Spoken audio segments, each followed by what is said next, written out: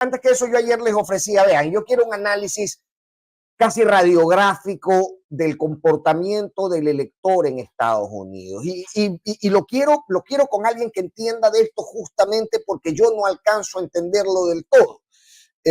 Sobre todo el voto latino, que es donde me gustaría concentrar esta siguiente conversación para poder tratar de capturar y entender las lógicas que llevaron a los estados eminentemente latinos o con un alto porcentaje de votación latina a derivar hacia Trump sus preferencias, hacia Donald Trump, presidente electo, presidente número 47 de los Estados Unidos, habiendo sido el 45. Yo no sé, debe ser, y se lo voy a consultar a Javier Serrano, cuántas veces en la historia ha sucedido esto de que un presidente sea reelecto en los Estados Unidos con un periodo intermedio de gestión. Pero bueno, está ya Javier Serrano con nosotros. Quienes son habitués de este espacio ya lo conocen. Con Javier siempre conversamos los temas que tienen que ver con política migratoria, política de Estados Unidos, y estos temas. Javier tiene un trabajo de muchas décadas también con los migrantes. Él es doctor en jurisprudencia, experto en asuntos migratorios y es además un académico, alguien con una muy sólida formación académica y con amplia experiencia en temas migratorios. Así que lo voy a poner en pantalla, Javier, para conversar un poco de lo que fue esta elección en los Estados Unidos, los resultados, y tratar de entender, como les digo, a quién importa, al elector, que manifiesta sus necesidades, sus urgencias y sus esperanzas a través del voto. Querido Javier, muchas gracias por estar con nosotros en La Contra. Una vez más, esta es su casa y lo sabe. Buenos días, Fernando. Un gusto estar aquí, encantado. Lo mismo en la audiencia. Óigame, Javier, me escuchaba hablar en el intro, sí me escuchó, ¿no es cierto? Me tenía en mute. Sí, lo escuché. Me escuchaba, muy bien, esa es la forma. Y yo decía, vea, la verdad es que he visto no solamente yo, sino que el día que pasaban los resultados estado por estado en los canales latinos, prácticamente que he visto a gente tomarse la cabeza y arrancarse los pelos. Javier, tratemos de entender o le quiero pedir que me ayude a entender cómo votantes latinos como el de la Florida terminan derivando hacia alguien que tiene un discurso tan eminentemente antimigrante. Bueno, Fernando, la elección produjo algunas inquietudes, ¿no? Una de ellas es que mucha gente sostiene que el primer enemigo de los migrantes es el propio migrante, el que ya tiene papeles, el que ya arregló sus problemas, porque ya no quiere que entren más migrantes. El segundo problema es que la migración, no tanto ilegal, sino la migración delictiva, y en esa parte Donald Trump tenía razón. Ha habido en los últimos 4 y 5 años, después de la pandemia, el tema de la delincuencia en Estados Unidos se ha agravado. Ciudades donde casi nunca había delitos, se empiezan a producir delitos que no eran usuales, como por ejemplo el asalto en moto, un delito que no se lo conocía en Estados Unidos, pero que últimamente... De profunda naturaleza no estricta. Así es. De un raigambre totalmente latino. Entonces, Sí. eso Donald Trump lo explotó. Donald Trump en su campaña explotó las necesidades de la gente. La gente estaba deseosa de escuchar soluciones a su problema económico, soluciones a la seguridad. Y lo otro que sí llama la atención es que en estados que fueron eminentemente demócratas terminaron siendo republicanos. Pero eso no es raro en Estados Unidos, porque ya la historia ha demostrado que hay una especie como de un fenómeno de movilidad social para el día de las elecciones. En una oportunidad un pueblo se convierte en demócrata y en otra oportunidad se convierte en republicano, dependiendo de cuáles son las ofertas electorales. Y Donald Trump llama la atención con 30 y pico de juicios, más otros por procesarlo. El pueblo votó por él. O sea, eso es una cosa que no se ha visto en la historia de Estados Unidos. Y en cuanto a la pregunta que hacías de cuándo ha habido una elección de un presidente saltando un periodo, sí, allá por los años 1800 y pico hay una elección de un presidente, no recuerdo el nombre, donde efectivamente lo eligieron, perdió y lo volvieron a elegir. Eso tampoco que no nos llame la atención, porque lo que sí llama la atención es la cantidad de millones de americanos que salieron a votar, escribieron por correo y se hicieron presentes en las elecciones. Eso es, digamos, es algo a relevar en esta elección, porque entiendo que segmentos de la población que no estaban acostumbrados a participar han decidido participar en esta ocasión y se han levantado. Leía sobre los Amish, por ejemplo, que han hecho una masa electoral tremendamente grande a favor de Trump, pero existen otros segmentos también que se han impulsado a salir a votar cuando no ha sido algo tradicional en sus comportamientos. ¿A qué se debe esto, Javier? ¿A qué se debe que digamos, que personas que no han tenido el interés de ir a votar hoy, incluso grupalmente o colectivamente, digan, ok, vamos todos a participar? Bueno, primero, Fernando, hay que analizar lo siguiente. Había una tendencia, un análisis político de que Kamala Harris iba a tener ventaja sobre Donald Trump porque era un voto femenino y que las mujeres iban a votar, iban a salir de una forma incontenible a votar, y no sucedió eso. La elección demuestra que el votante varón superó el voto femenino y el voto masculino es el que se inclina a votar por Donald Trump. Ahora hay otra cosa también importante. Hay cierto sector social de los americanos que tienen una inclinación, es como los mexicanos, un poquito machistas, ¿ya? Entonces, no, si bien es cierto que había una intención de voto de tener una mujer presidente en los Estados Unidos, había otra intención de voto que era mayoritaria, que era la que trabajó y la que explotó Donald Trump, de que los hombres salieron a votar, los hombres salieron a votar de todas las edades, gente que no votaba, gente que no le interesaba el voto, salió a votar, y por esa razón la cantidad de votantes, y más que nada, la diferencia de 6 millones de votantes entre Donald Trump y Kamala Harris te da a entender de que la gente quería una solución a sus problemas: seguridad, economía y trabajo. Y sienten que con Trump tuvieron esa línea, una línea que al menos los guiaba a solucionar esos problemas.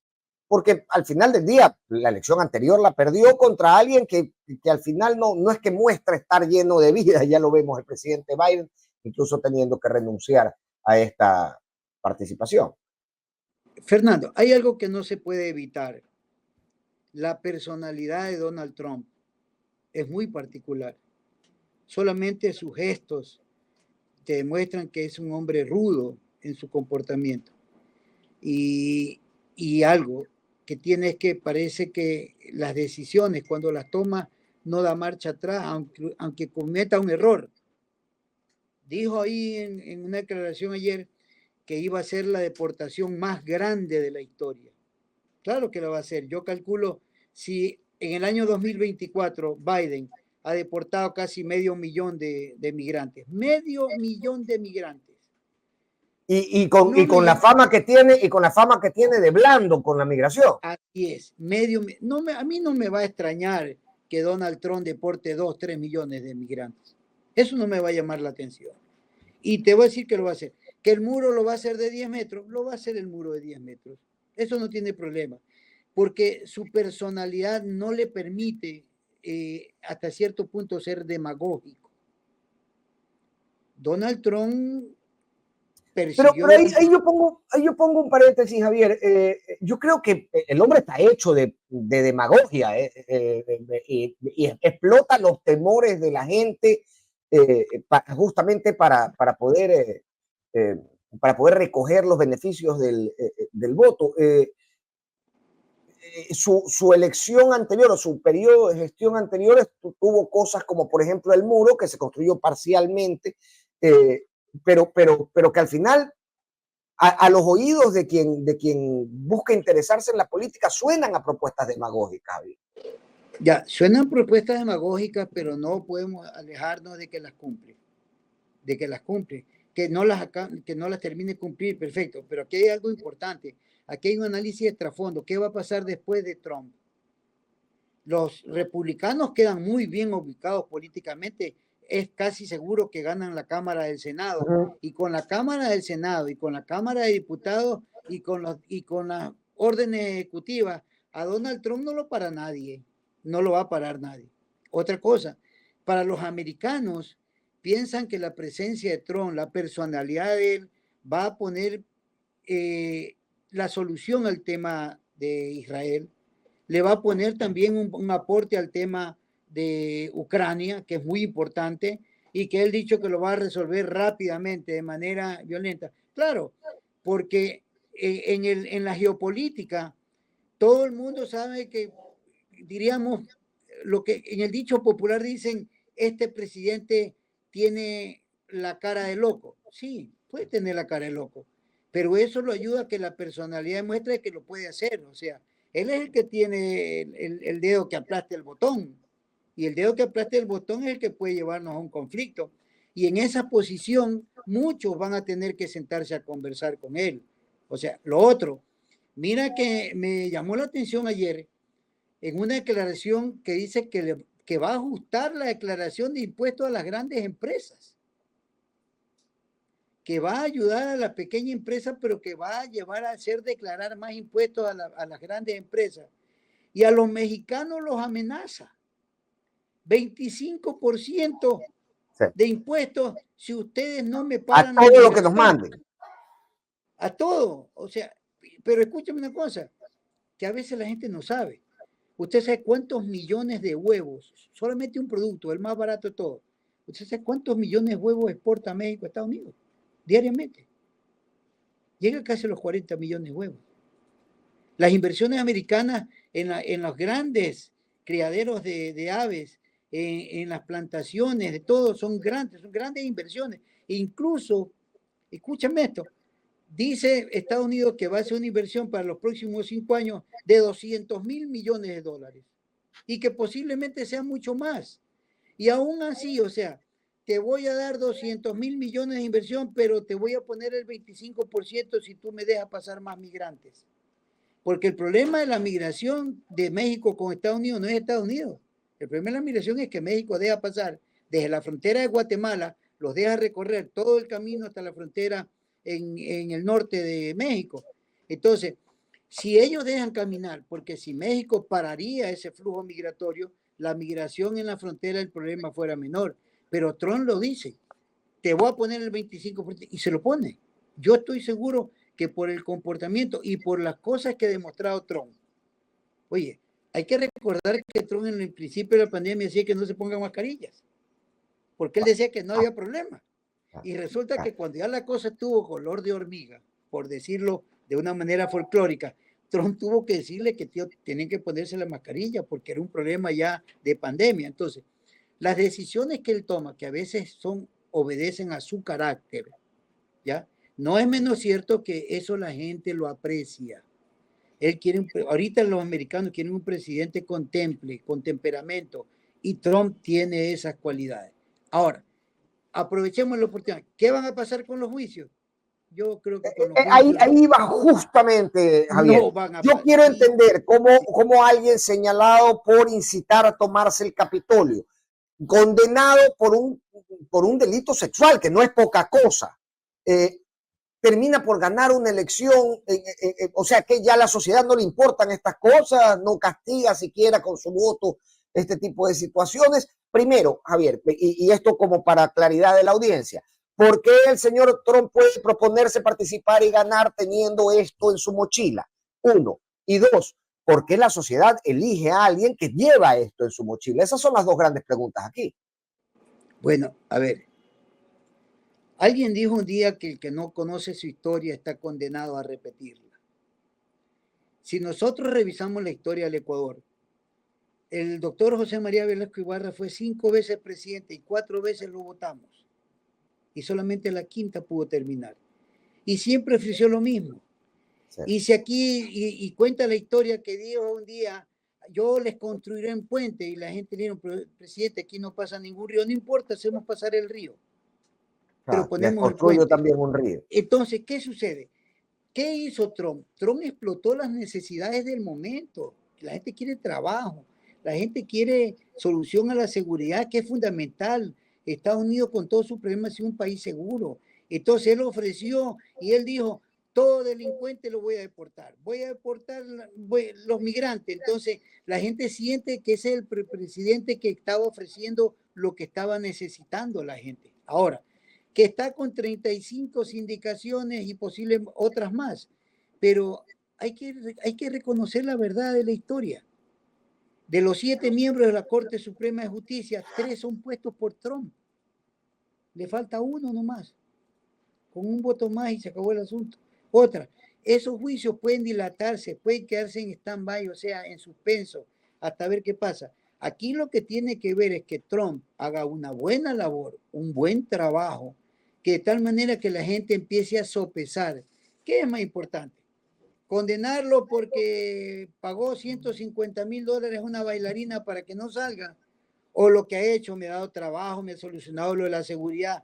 Y empieza la gente a sopesar. Y lo otro es que teniendo esas dos cámaras a favor de él va a poder pasar las leyes que quiera, va a pasar los presupuestos que quiera, que son las cosas que detienen al presidente de los Estados Unidos. Entonces aquí depende de qué vaya a hacer él, depende de eso, también podemos decir de qué va a suceder con los juicios que tiene. Ahora, se ha hablado mucho también de lo que implica la figura de Trump dentro del Partido Republicano. No todas las facciones, no todas las alas están con él. ¿Tendrá el respaldo sólido de su partido cuando envíe algún proyecto medio traído de los pelos, como que responda más bien a esta personalidad muy política y muy de tarima, mucho más que a un interés general, un interés común? ¿Tendrá el apoyo del partido siendo una figura controversial incluso dentro de su mismo partido? Bueno, él desde el principio de esta campaña, antes de ser el candidato, tenía problemas dentro del partido, había una presión por designar a otras personas, pero es la personalidad de él que ayuda, que es lo que fanatiza a la gente, porque hay gente que salió a votar por Trump por fanatismo. Dijo, este es el bravo que yo necesito, el peleón del barrio, este es el que necesito, voy a votar por él. Pero en cambio, los demócratas estaban siempre en una actitud más suave, son más benevolentos, más humanos hasta cierto punto. Trump no, la imagen de él es más dura. Y si Trump tiene que pelearse con su partido, se va a pelear, eso es indiscutible.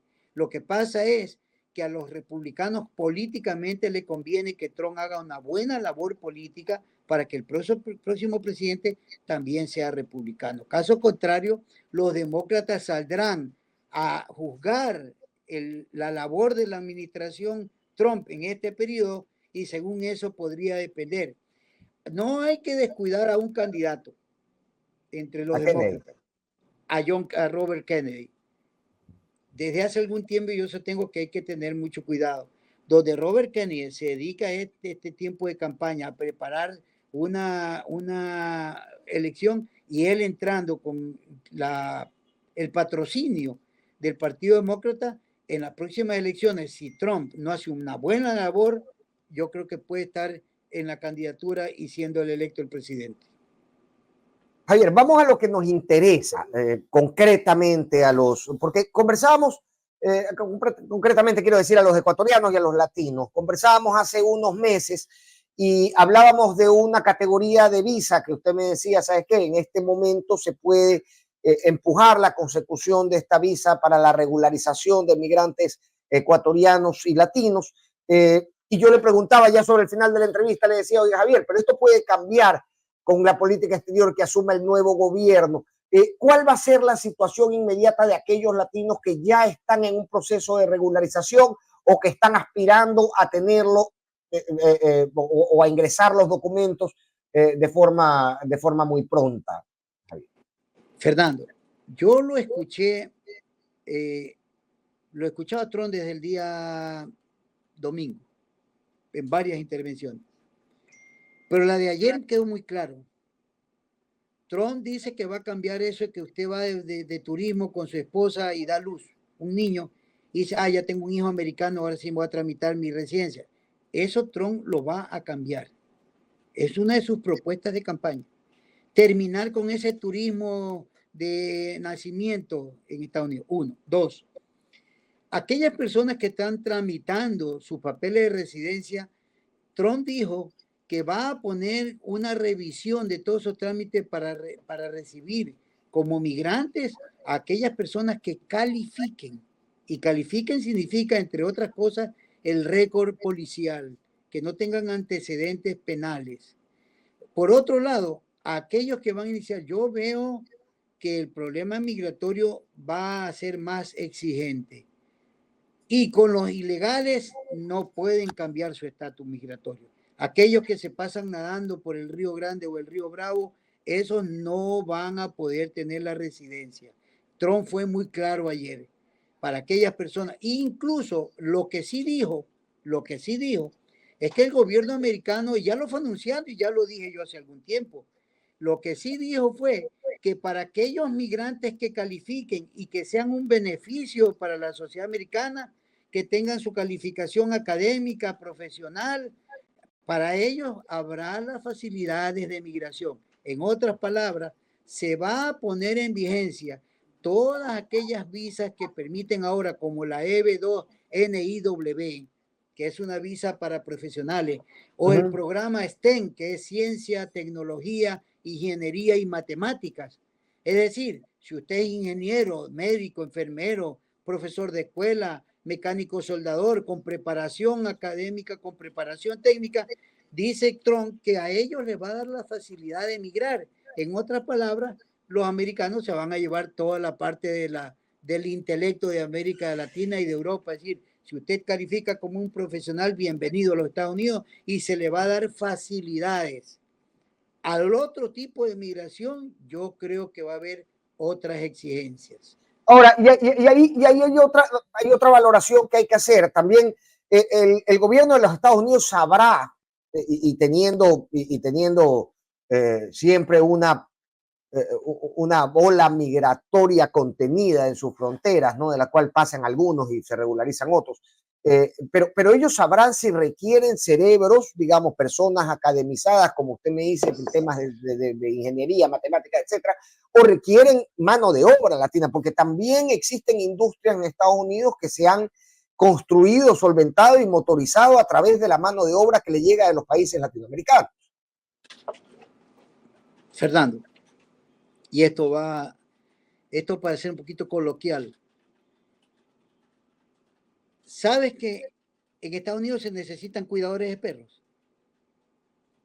Cuidadores de perros. De perros. Cuidadores de perros. Se necesitan cuidadores de perros. Eso en un lado extremo. Te voy a decir otra cosa. Estados Unidos necesita ahora 2,000 abogados. ¿Sabes para qué? Deben ser el único lugar donde faltan, colegas, porque acá estamos repletos. Aquí sobramos.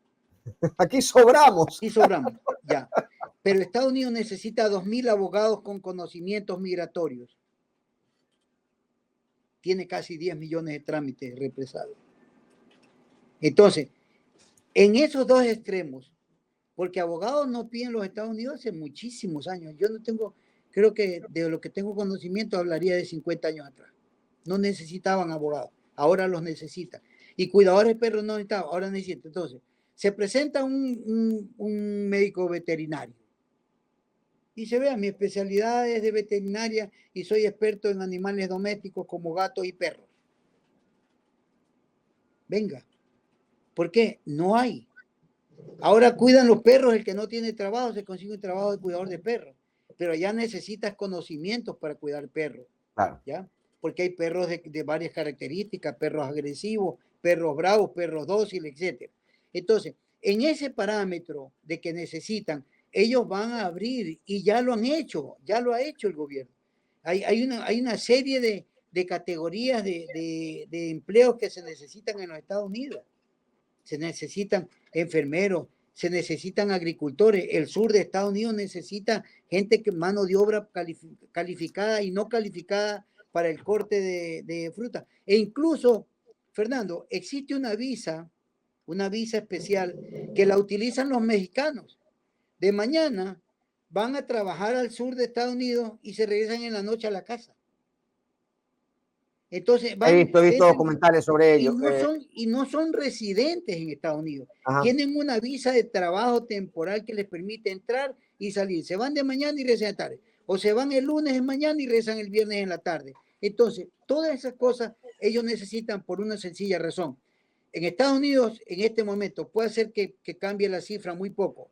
hay 3 millones de puestos de trabajo disponibles. Tú vas a un te voy a dar un nombre, tú entras a un McDonald's y resulta que encuentras un letrero que te dice en inglés por el drive-thru, que vaya por donde pasan los carros, como aquí en las ventanillas. ¿Por qué? Porque en los counters, después de la pandemia, la gente no quería trabajar. Entonces lo ponen por el drive-thru, casi la mayoría de los negocios, porque no hay. Y tú pues, cuando alguien dice que en Estados Unidos no hay trabajo, es porque el señor llegó a Estados Unidos, se encerró en la casa y vio televisión y no salió. Porque cuando tú caminas por las calles de Estados Unidos, y cuando hablo de Estados Unidos, de todos los Estados Unidos, tú encuentras letreros que dicen now hiring, que significan que están recibiendo aplicaciones de trabajo. Y hay 3 millones de puestos de trabajo, dentro de los cuales se contemplan trabajos calificados, mano de obra calificada y profesionales. Entonces, ahí es donde empieza ese flujo migratorio controlado por los americanos. Y no solamente los americanos, los canadienses es lo mismo, te dan la residencia, y lo mismo sucede con los europeos hoy en día. Que a propósito, hoy día sale ya el comunicado que ha cambiado la forma migratoria para aquellos que no son europeos, para la comunidad europea. Ya no se va a poder usar el pasaporte. Todo va a ser telemático, te van a tomar las huellas, todo, de tal manera para evitar ese flujo de migrantes ilegales. Entonces, va a entrar en funcionamiento el SIS, el Sistema Integrado Schengen, y va a entrar en funcionamiento el ETIAS, que es algo como el ESTA, el permiso de entrada para aquellos migrantes, para aquellos ciudadanos no europeos que tienen permiso de entrada sin tener visa, como Venezuela, Colombia, Perú, Uruguay, etc. Ahora, Javier, usted me decía, van a entrar en revisión todos los trámites que estén en este momento en vigencia, es decir, que están en trámite, justamente haciendo valer la redundancia. ¿Qué pasa con aquellos que fueron recientemente otorgados? También, quiero decir, permisos de residencia. ¿También van a entrar a análisis o está anunciado que así se lo haga? No, ya una vez que tienes la residencia, obligatoriamente entras a un análisis, porque la residencia, a ver, la residencia el primer año son 2 años. ¿Ya? Después de 2 años tienes un periodo de 3 años.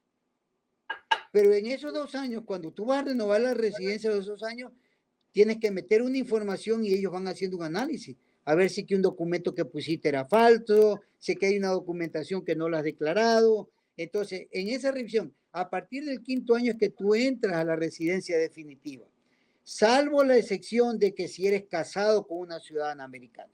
Si tú eres casado con una ciudadana americana, a los 3 años puedes aplicar incluso la nacionalidad americana. Y a los 3 años entras a la residencia definitiva. Ahora, hay otra residencia ahora que te da 2 años, 5 años, y si le parece al Servicio de Inmigración que debes completarlo, te dan una residencia temporal por 10 años. Y a los 10 años optas por la definitiva. Todo depende de cómo te califican en el proceso.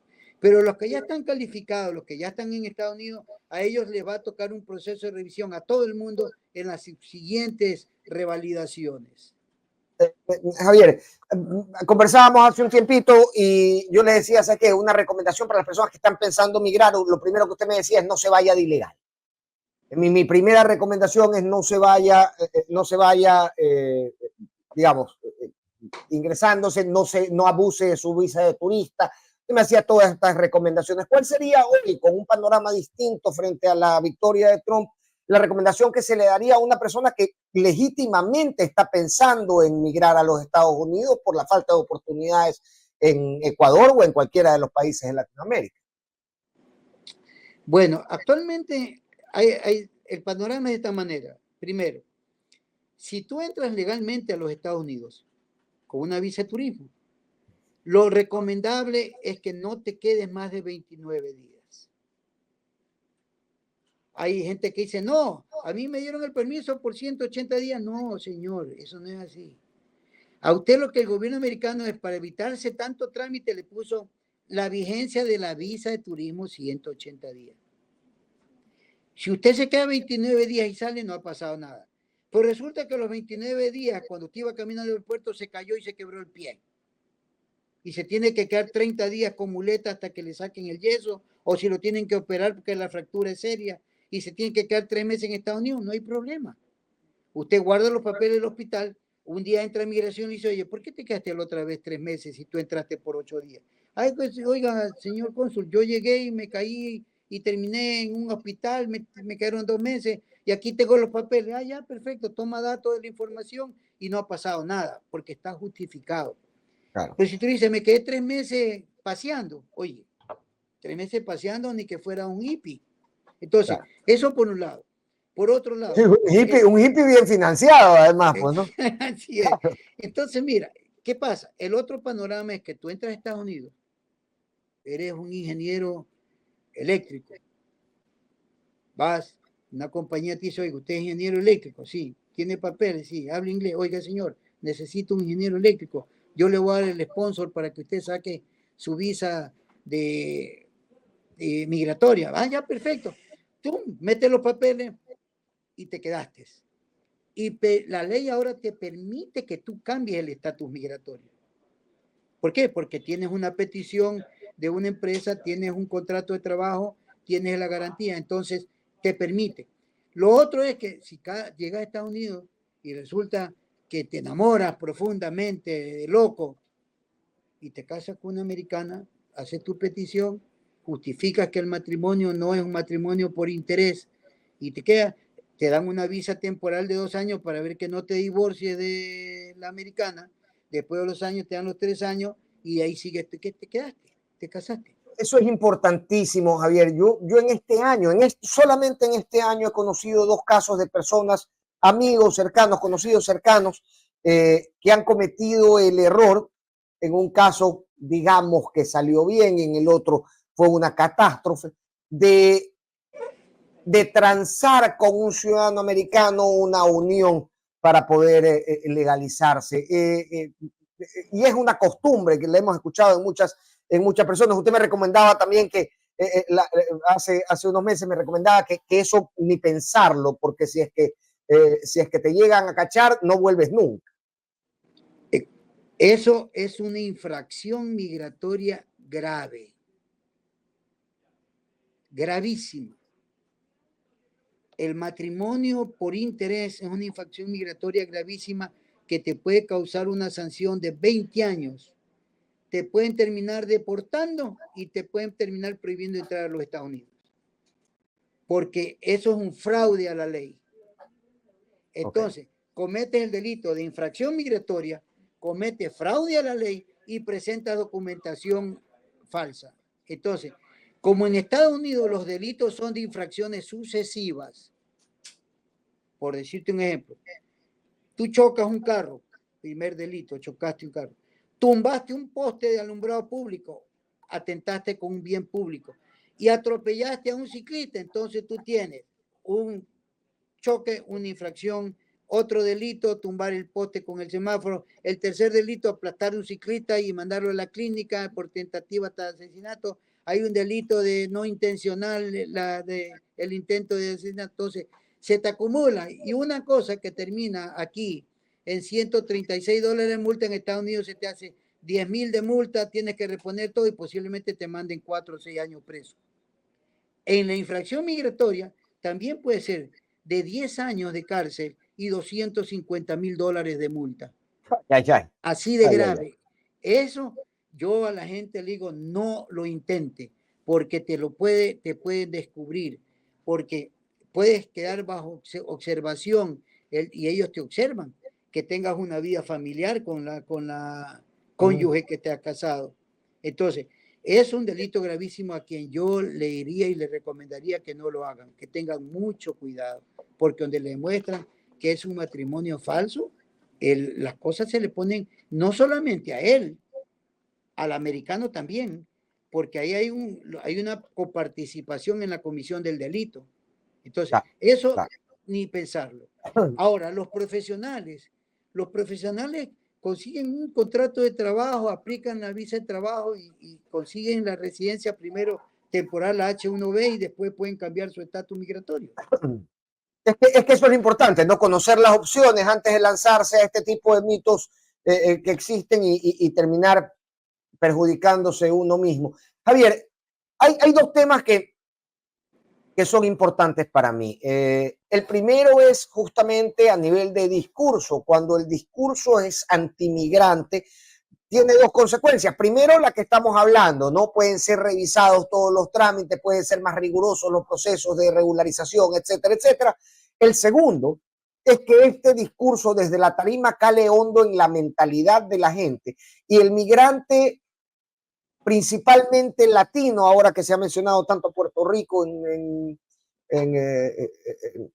la campaña, el migrante principalmente latino empiece a recibir un trato ofensivo y discriminatorio en las propias sociedades de Estados Unidos, ya filtradas por este discurso un tanto violento contra ellos. ¿Cuál es su análisis desde esa perspectiva, Javier? ¿La van a tener más jodida los latinos a partir de ahora durante el mandato de Trump? Yo sí creo que van a tener más dificultades. Primero, los que intenten cruzar la frontera ilegalmente los van a regresar. Es que ahora hay una cosa. Antes, no, me refiero al trato a los que ya están ahí, ¿no? Que de repente a los que están ahí adentro. Sí, porque hay una cosa, Fernando.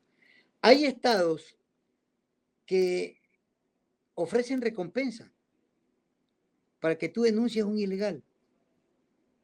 Tú denuncias un ilegal y te pagan. Entonces, hay gente que vive de esa actividad. Hay gente que tú dices, pues si yo he estado aquí 15 años y nadie, claro, alguien se enteró que tú no tenías papeles y es de ese tipo de gente que vende, va y notifica a migración y dice, mira, ahí está Fernando Ampuero, que no es residente en Estados Unidos, es ilegal. Y entonces, y como Fernando Ampuero tiene 5 hijos y mujer son en total 7, entonces va a recibir recompensa por 7, porque son 7 que se van fuera. Ahora, que van a tener un maltrato, siempre lo han tenido, siempre lo han tenido. Hay estados donde no se lo ve bien al migrante. Cuando tú vas hacia los estados del norte, que son los estados verdaderamente republicanos, los republicanos son los de la derecha en Estados Unidos, los demócratas son los que se llama la izquierda en Estados Unidos, ¿ya? Son las dos posiciones. Sí, sí. Pero en Estados Unidos, la parte del norte son los estados más recalcitrantes. Sin olvidar que en la parte sur, donde están los redneck, lo que se llaman los cuellos rojos, lo que son aquí nuestros campesinos, los que viven en los sectores rurales, sí, esos son americanos, pero americanos convencidos, pues, ¿no? Sí. Esos son americanos con americanos y América para los americanos. En cambio, que en la parte centro, hacia los extremos, tú encuentras más latinos, pero por ejemplo, California es de los mexicanos. California es de los mexicanos. Usted sabe que en México no hay restaurantes chinos. Vaya a México y busque un restaurante, busque un chaulafán en México. No creo haber comido comida china jamás en México, porque es que uno no va a México a comer comida china tampoco, pues no. Ya, escúcheme. Y no hay, ¿por qué? Por su nacionalismo. Entonces, yo tuve la oportunidad de conocer alguna vez en Querétaro un restaurante, que no era restaurante chino, era un restaurante elegante, donde te servían comida de todo tipo. Entre las cosas, había una comida especial que te decía, oiga, me puede traer este arroz caufa, que lo llaman, ¿ya? Perfecto. Okay. Pero tú no es que ves Li Yun Chin, Chin Chun Flin, nada de esas cosas tú no encuentras en México.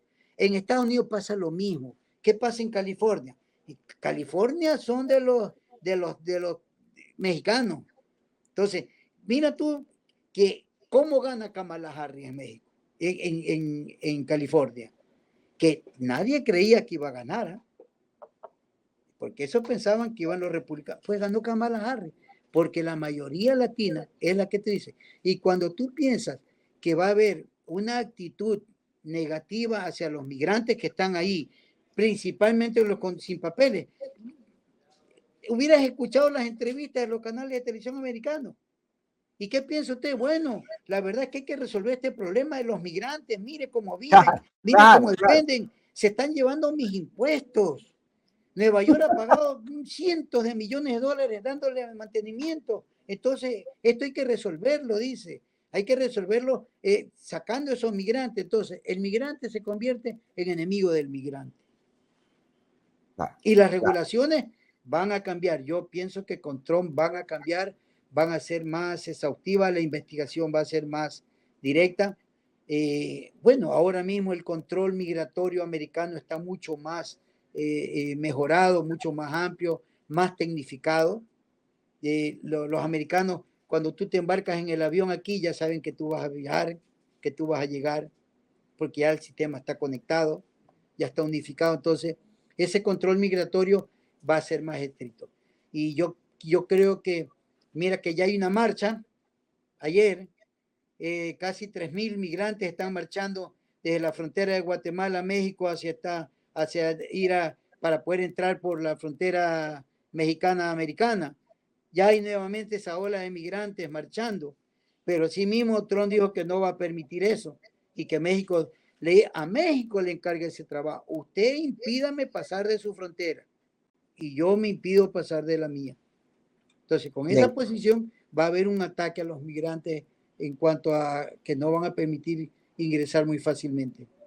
Javier, para ir concluyendo, porque ya estamos en 1 hora y media, ya estoy pasado de tiempo.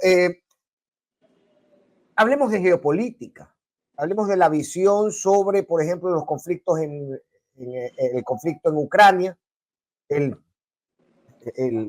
permanente, la permanente agresión de Israel a Palestina, que ha recibido millones y millones de Estados Unidos, lo mismo Zelensky, y también la visión que se tiene como unidad geopolítica de la propia Latinoamérica frente a estos conflictos que ya amenazan no solamente la capacidad económica de solventarse conflictos del otro lado del mundo de los Estados Unidos, sino también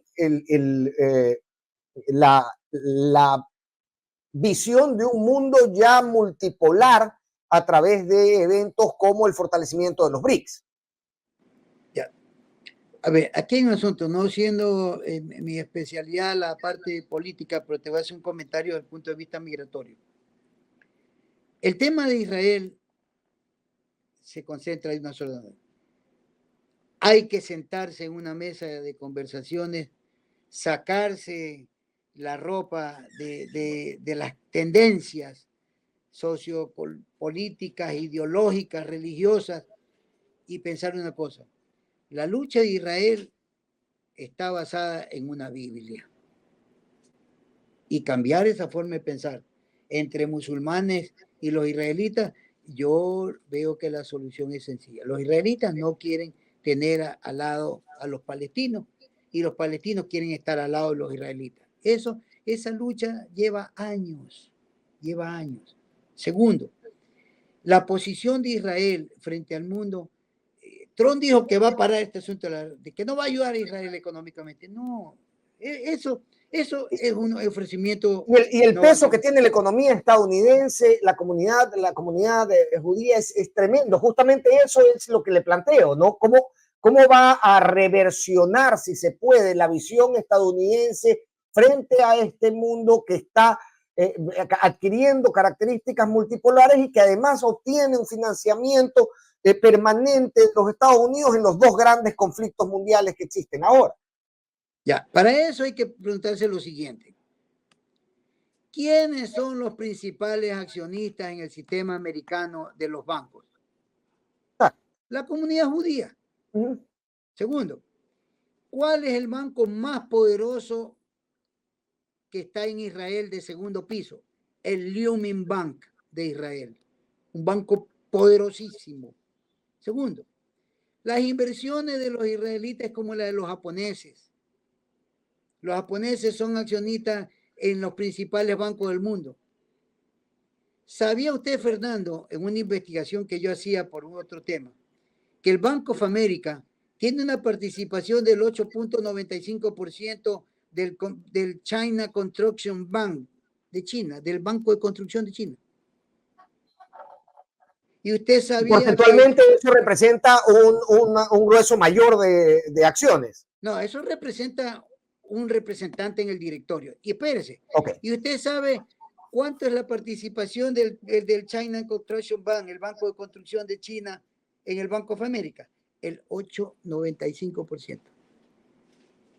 Entonces, con esos elementos financieros en el mundo, en Ucrania, ¿por qué la gente se pregunta, ¿y por qué Europa apoya a Ucrania? un país pequeñito, trabajador. Es verdad que produce más grande cantidad de trigo en el mundo. ¿Ah? Pero ¿dónde están las plantas generadoras de energía atómica más grandes de Europa? En Ucrania. ¿Y por qué la guerra dice, te doy un cohete, pero no bombardees aquí?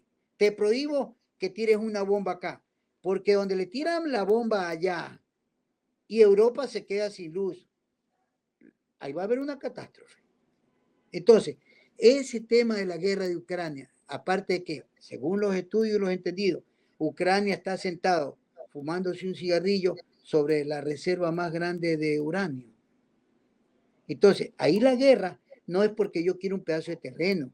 Ahí la guerra es porque tienen un control financiero. Entonces, los chinos también quieren controlar ese negocio. ¿Ya? Pero los chinos no tocan a los japoneses porque los japoneses le venden la tecnología a ellos y donde no hay no le venden y donde no le meten la mano a los bancos. Óigame, Ahora, Javier, sí, continúa. los árabes, ¿quiénes son los más grandes accionistas de la banca americana? Los árabes. Entonces, ahí en la cuestión hay territorios que están prohibidos tocar. La banca, la finanza, las exportaciones.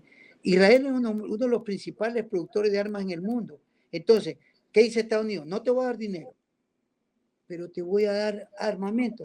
Que Estados Unidos lo que más tiene es armamento.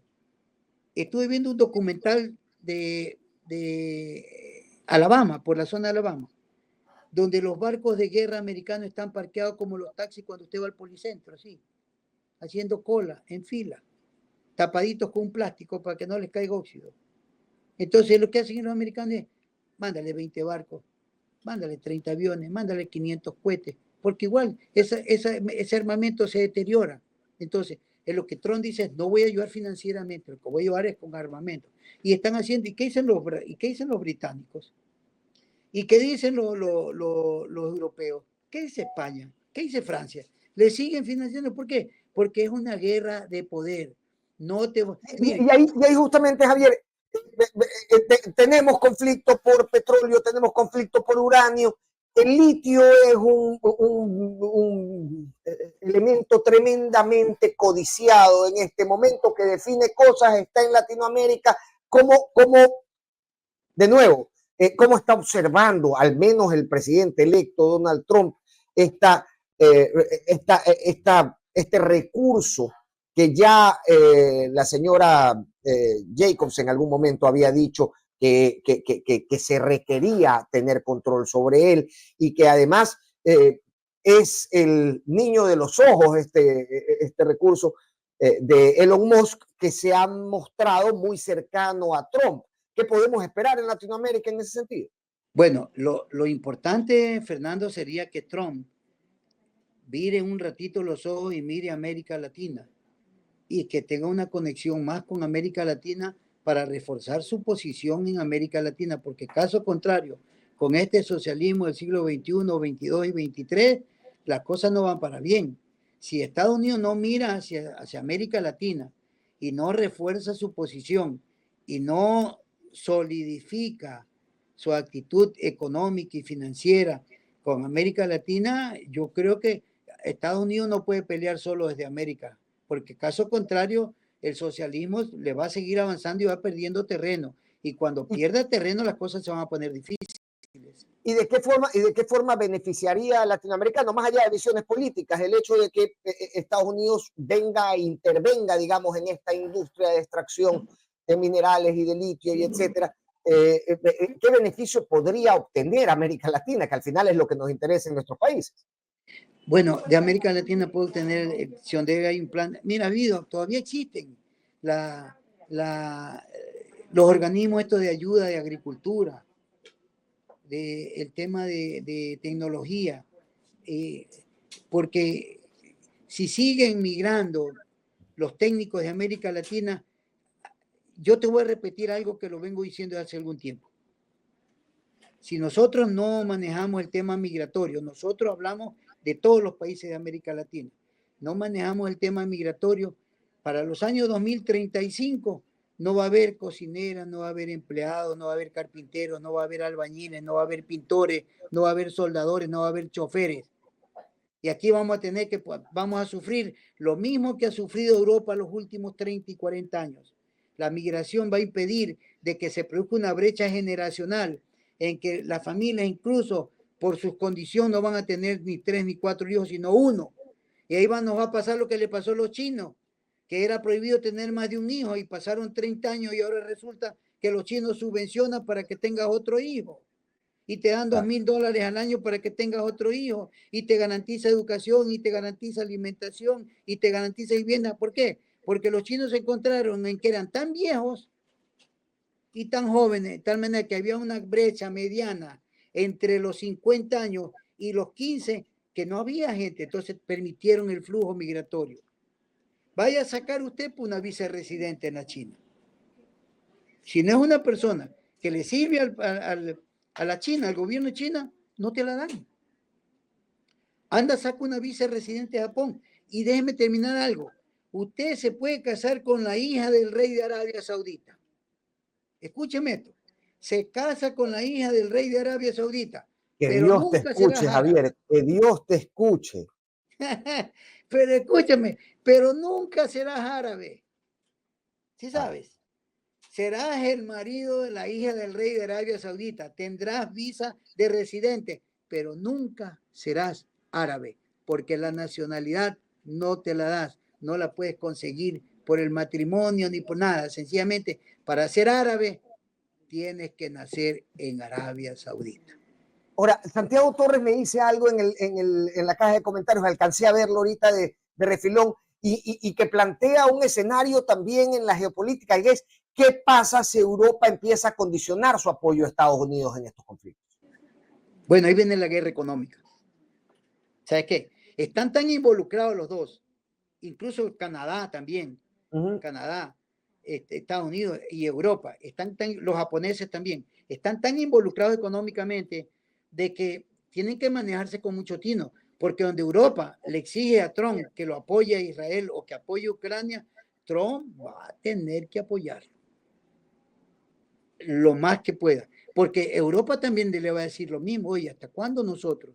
Incluso con la relación que se tiene con Rusia, porque a Trump siempre se lo ha acusado de ser pro-Putin. Ya, lo que pasa es que Putin, a la larga, voy a exagerar, Putin sabe con quién es la pelea. O sea, Putin es un hombre muy inteligente y él mide, ¿no? Si ve que es uno chiquito de 1,35 m, dice, de un puntapié lo tiro patas arriba. Pero solamente viendo a Trump, que están del mismo porte, incluso el uno más alto que el otro y el uno más gordo que el otro, ya él mide. Ahí se mide la distancia de las cosas, hasta la forma de tratarse, de saludarse. Putin lo mira con respeto a Trump y Trump lo mira con respeto a Putin. Y eso es importante para manejarse. O sea, los dos saben de qué son capaces de hacer, entonces se manejan con respeto. Claro, claro. Yo soy de los que sostengo, ya se me fue el lápiz como todos los días, yo soy de los que sostengo que si este mundo no ha explotado es justamente porque Putin ha conseguido contenerse, que era algo que tal vez hace 3 años no le reconocíamos, Así ¿no? es. Y hoy estamos para reconocérselo. Javier, mi inmenso abrazo, gracias Encantado, por la Fernando, exposición cuando y se por ofrezca, estar encantado. Saludos a todos, con gracias. nosotros. Pase Un bien. fuerte abrazo. Buenas Gracias, noches. Javier. Ok, ya, bye. Bien, era Javier Serrano Novoa, abogado de inmigración con amplios conocimientos en las leyes migratorias de Estados Unidos. Conversábamos también un poco sobre las percepciones que dejan en la sociedad estadounidense y principalmente en la sociedad migrante en los Estados Unidos la victoria de Donald Trump y cómo podríamos ir escenificando una nueva concepción de ciertas situaciones con el cambio de gobierno y el cambio de visión geopolítica que supone el paso de un gobierno demócrata a uno republicano, y uno republicano representado además por un personaje como Donald Trump, que como decía Javier Serrano, es un personaje inmensamente vehemente que se enfoca en un objetivo y lo persigue a trancas y barrancas, aun cuando esté equivocado. Como la comunidad migrante ecuatoriana concretamente y latinoamericana en general va a tener que, de alguna manera, soportar esta nueva ola que empieza, yo le decía a Javier, que esta nueva noción del rechazo al migrante, que siempre ha existido, pero que hoy está exacerbada por el discurso político en esta campaña, y cuáles son las alternativas también de los ecuatorianos que están o bien regularizando su situación migratoria en los Estados Unidos o bien pensando en migrar a los Estados Unidos.